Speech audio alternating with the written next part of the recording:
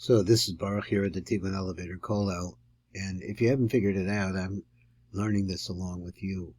It really means a lot to me. Like I say, in the last 10 years or so, I've been through this book, but the fact is when you learn by yourself or you're learning with a group, and it's a lot different. So that is for me. So we're going through some really interesting ideas over here, how we're putting the senses together with the tribes and the position of the tribes in the desert. Exactly how that works together. So I'm listening. Let's see what we can hear now. So he had wanted to put together the idea of how the senses and the constellations and the times of the year all work around together. Remember, he said there was a concept here called Olam, which is universe, Shana, which means time, and Nefesh, which means the spirituality or somehow the godliness that's within it. Now, exactly how that works, I'm not sure, but I'm trying to learn. But before we do this, I'd like to take a break and go into this famous book, a famous book. What's a famous book? Which explains in depth the topic of the tribes in the desert. Their banners, they had flags. What pictures were on them? And this is the only place I found where this topic is discussed in depth. Now, you have to know that this man is a real scholar. And what he's produced here is something that he dedicated his life, really, to doing, which is finding all of these disparate, lost parts as a result of us being in exile. He lives in Eretz Yisrael, and being able to bring them back to us so we can learn them too. So hopefully there will be other scholars that will come behind, that he open a little bit of a door and go through it and break it wide open so that we can come back and unite with our past. So he said, I would like to learn the first, and after that we are going to get deeper into this subject which we started now. So he said, and I'm going to introduce some material from the Vilna Goan regarding that. I would like to go with you through the idea of Kabbalah and astrology of the Vilna Goan. However, we're going to start with the Rabbeinu Bechai, after which we will start studying the writings of the Vilna Goan. Okay? All right. Let's see what he says. He says, so let us start. Let me get the right place here. So he says, let us start with the writings of Rabbeinu Bechai. First of all, I had to explain to you that he was an important rabbi. In fact, he wrote the famous book of ethics called Chovat HaLevavos, which means the duties of the heart. And you can get this book in English too. It's called Duties of the Heart. And it can be found among classical ethical books because it's a book on the subject of ethics. And Rabbeinu Bechai also wrote a commentary on the 5 books of the Torah. And also there he summarized all the ideas that are found in the Torah. And just as the writer of the book, Chesed Avraham had the ability, so does Rabbeinu Bechai. He could briefly explain all the main ideas the Torah speaks about. But I would just like to briefly go into the idea of the tribes and their flags. And I don't know what his source is, because he doesn't mention it. But in any case, people mentioned that there were flags in the desert, that each tribe had a different banner. But nobody talks about what was on those banners, or about the question of whether there was anything on them or not. Because there are very few questions regarding those banners. Now, here he's talking about ideas within the 5 books of Moses, or this particular idea about the tribes. We've been working on the number 12, and he's going into detail. Questions that anybody could ask. He said, did they have anything written on the banners? Were they empty? Did they have any pictures of those banners? Did each tribe have a different banner? And from that we can get a glimpse of ideas about each of the tribes of Israel and what their abilities really were. And this will be a kind of an introduction into the writings of the Vilna Goan, the writings of the Vilna Goan. And the way he understands it explains what each of the tribe's special abilities were. And thus we were able to see how we can connect them with the different months of the year and the seasons of the year. And of course the main thing we would like to do is connect all of this to the constellations of the zodiac. Because we would like to understand the forces, I call them the gears, but he says the forces that move the gears which are coming down from up above. And again, we work on the idea that everything comes from the different permutations of the Havaya name of God, of the 12 different possibilities of how the name YAAKOV can be permutated. Because there are 12 different permutations, and we want to say that they really come from the upper worlds, like the world of Atzilut, from the 2 parts of Arik, which is the beard of high above. It's the concept of flowing of the energy, how the energy flows from the inside out. And they come from a higher source, which is from the Moach Stimov, which is a place which is really incredible for us to be able to try to understand, is where the real concentration of the juice which will create the world is located. But the fact of it is so infinite that it's impossible for us to grasp what it could possibly be, but it is the source, and coming out of that, is we see in other places, are ruchos, or different kinds of streams of energy that are able to congeal and become more physical as they come back towards us. That's a little bit of an idea which I saw. So that's the Mochas Dimah, the hidden mind, which is on top of the Atzilut, which sends all the energies down. So this is the process of what we call the parts of where you have the Olam Atzilut has a partsufim within it, and this transfers, reflects the light, limits the light of Hashem, because the light of Hashem is not physical. And it limits it, and it allows it to become more and more wrapped and more physical. So he said, Mukhsima, the hidden mind, which is on top of Atzilut, which sends all the energies down.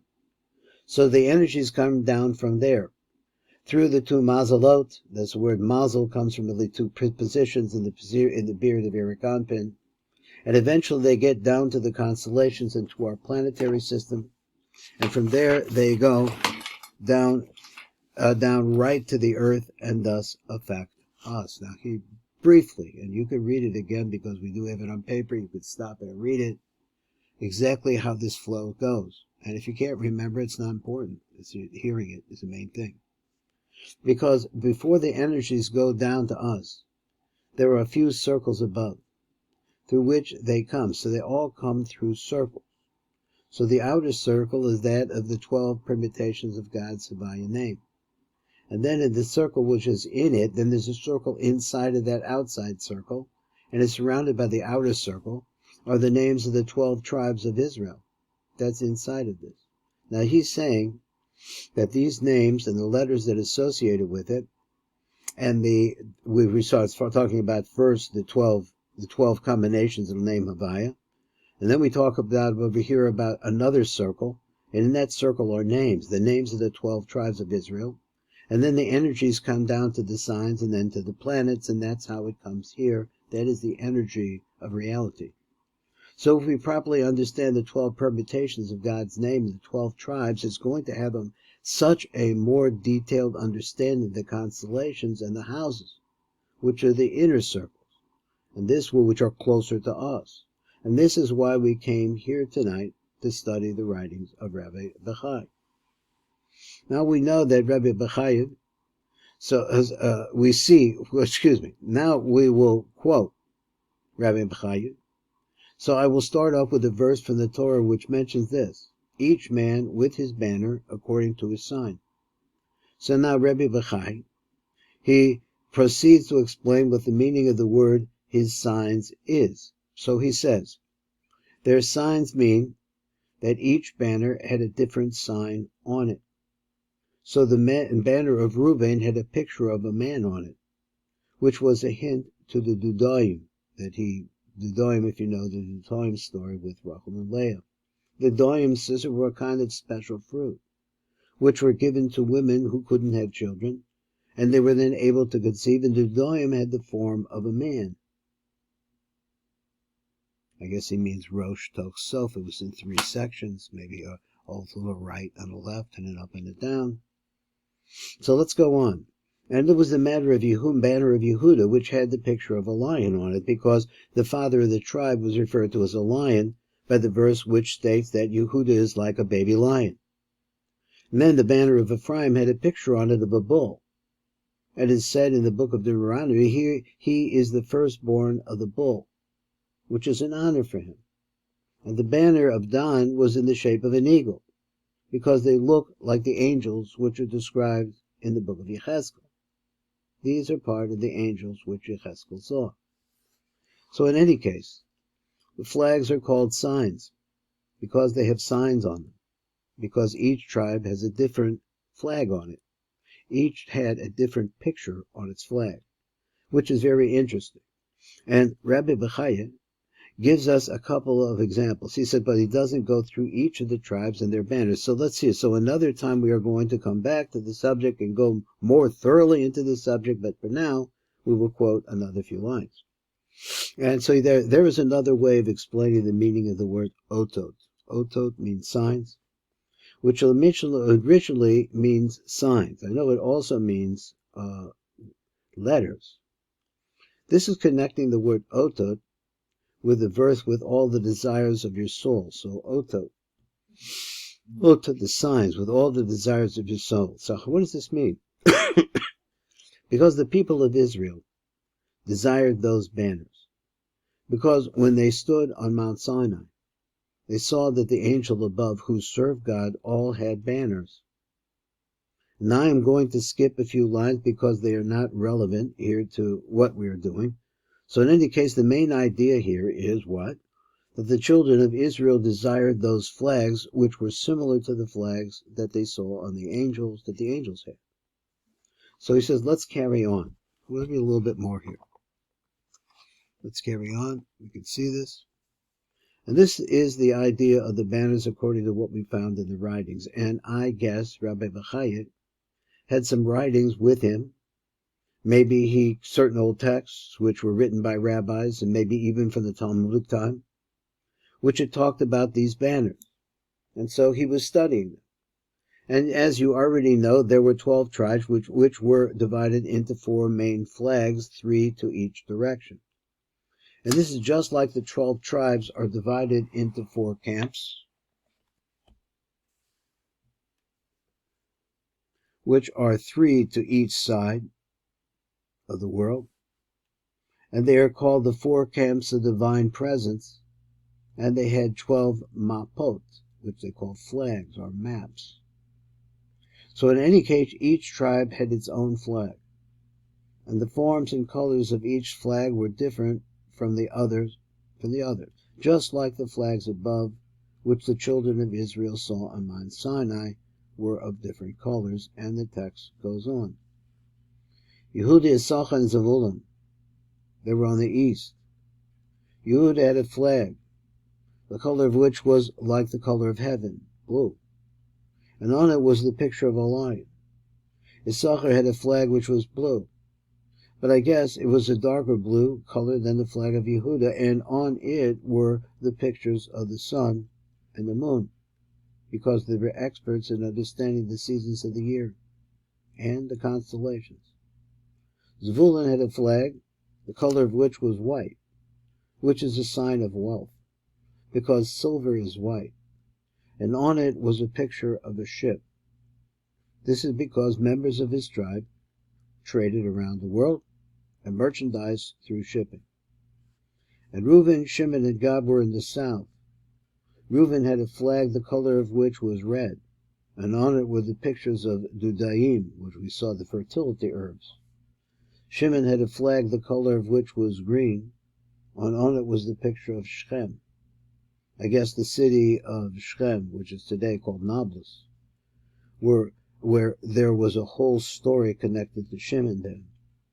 And God had a flag, the color of which was white and black, and on it was a picture of a battalion, a group of soldiers. And so we are getting into the matter of the flags, what is known on each flag, what is drawn on each flag. And then we will take it from there and go deeper into these 12 tribes and 12 constellations of the year and 12 months of the 12 divisions of the soul. That's a new one, the 12 divisions of the soul. We're going to deeper into all of this. And hopefully, all this is going to make us better astrologers and help us understand the depth of the Torah, also from the perspective of an astrology book. This is Baruch Fleischman. You've been listening to the Tikkun Elevator Kollel, Jewish Astrology by Rabbi YAAKOV KRONENBERG. tremendous in-depth work. It's really based on lectures that he gave. And so he had somebody transcribe them. You're going back a little bit in time. I don't know, it could be 20 years ago. Maybe more.